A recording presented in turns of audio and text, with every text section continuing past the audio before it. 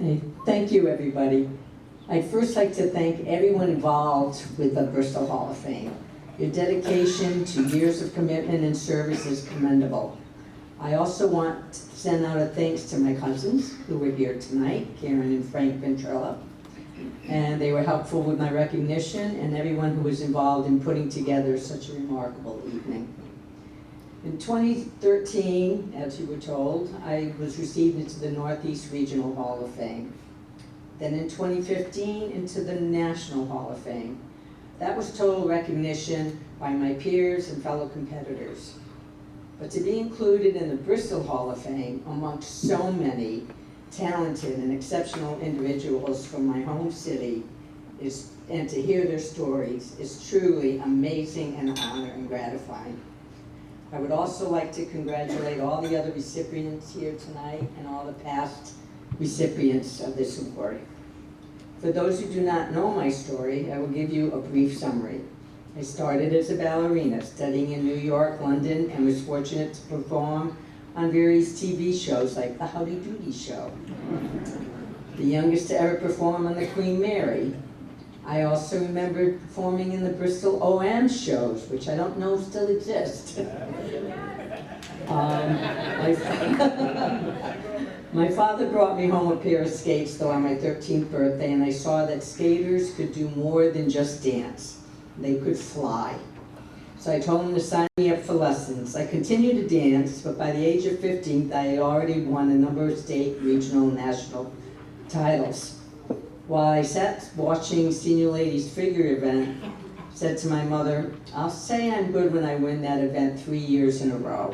She looked at me and said, "No, you don't say things like that." This is how I also learned all the important lessons I would need throughout my life.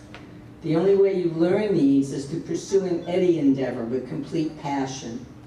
You learn time management, goal setting, visualization, persistence, never quitting or saying I can't. You lose with dignity, and you are a compassionate winner.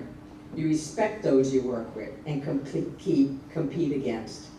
When hitting that hard wall, which we all do, and you feel you can't penetrate, you learn to push harder.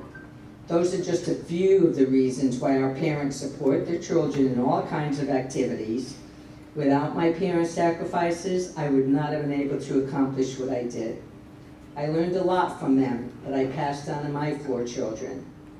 They were involved in many sports: baseball, BMX, dancing, lacrosse, gymnastics. Then they all turned to swimming. I became a gymnastics judge and a swimming official at the same time, instead of sitting on the sidelines with all the other parents complaining about the coaches. While on the Wilton Swim Team, 2 of my children did make it to Y Nationals, but then my youngest decided to try triathlons.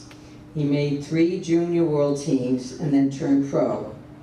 The others did their own triathlons, including my husband, who placed second twice. Needless to say, I decided all I had to do was teach myself to swim, and then I could do one too.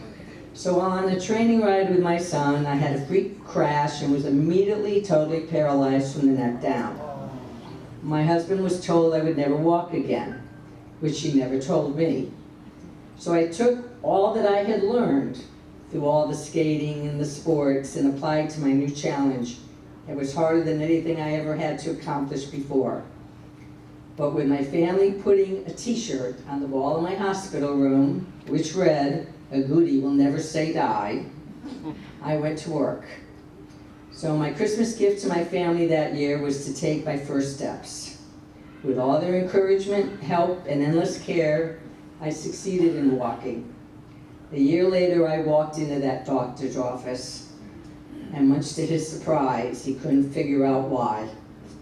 But of course, I overdid my exercising and wore out a hip and 2 knees. I can't walk my daily mile, but I can still swim now a mile and more. And I do 2 hours of pool workouts every day.